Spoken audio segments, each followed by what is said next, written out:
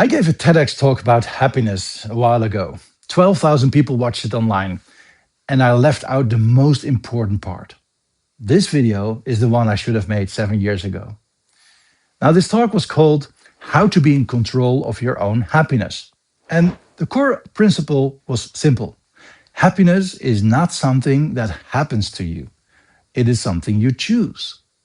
Your thoughts shape your emotions.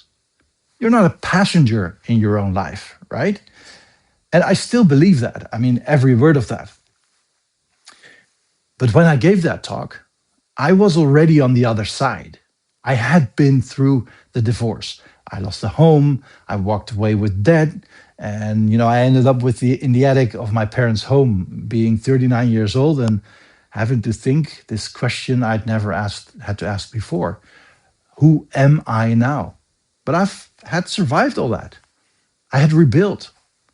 And from that place, I stood on the stage and told people, they can choose happiness. But what I didn't tell them was how. Not really, not the actual mechanism, not where you go in. And without that one piece, everything else I said was true and completely useless at the same time. So here is the how. Here is what I know.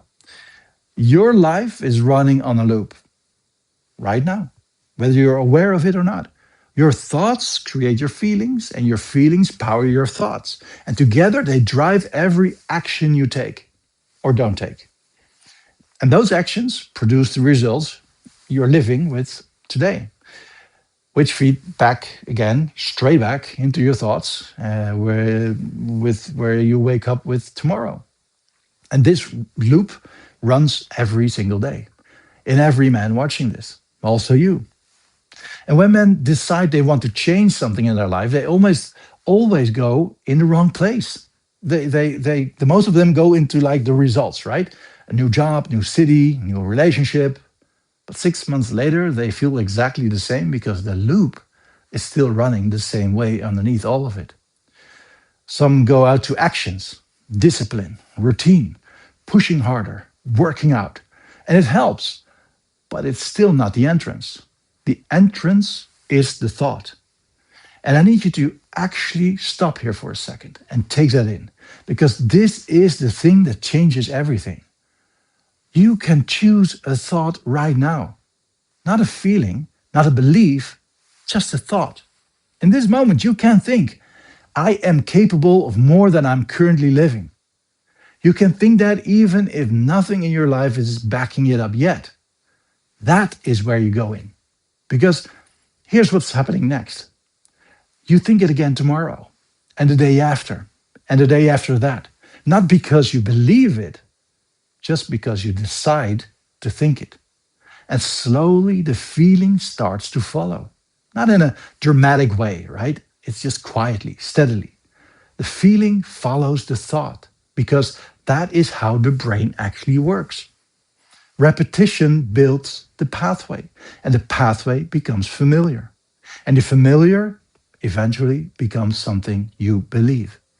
And once you believe it, your perception shifts. Your brain has this filter, right? It's a filtering system which is called the reticular activating system. And its job is to decide what you consciously notice about everything happening around you.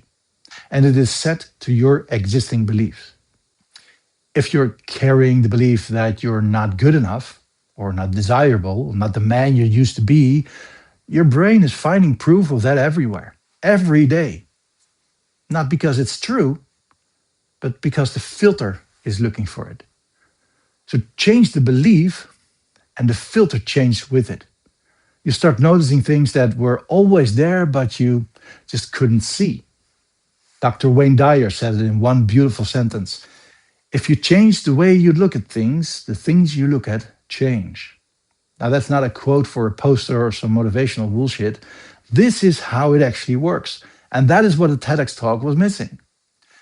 Now, the second thing I got wrong is when I told my divorce story on that stage, I framed it as a story about loss. The house, the debt, the identity, gone away, like lost it overnight. And all of that was true. But what I couldn't see clearly enough yet was why the collapse was so complete. I had built my entire life on one pillar: love, my marriage, my home, my sense of who I was. All of it was resting on that one source. And when it went, there was nothing underneath it, nothing else holding me up. And that's just not just my story. That is the story of almost every man I've worked with.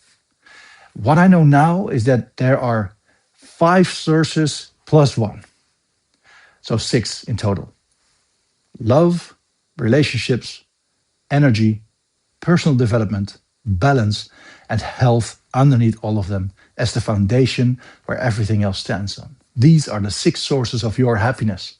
And when a man has a solid ground in all six, losing one of them doesn't destroy him. The others hold. He can take a serious hit without losing himself completely. When he breaks, or when you have one pillar and it breaks, everything else comes down with it. That is the difference between the man who is back on his feet in a year or maybe 2 years and a man who is still stuck in 5, 6, 7 years later. It's not how strong he is, not how smart you are. It's how many things were holding you up. So if something in this video landed for you, here's what I want you to do. I built an assessment that maps exactly where you are across all these six sources. It takes about 10 minutes. At the other end, you will know exactly which sources are solid and which ones are empty. And you will know, where to start.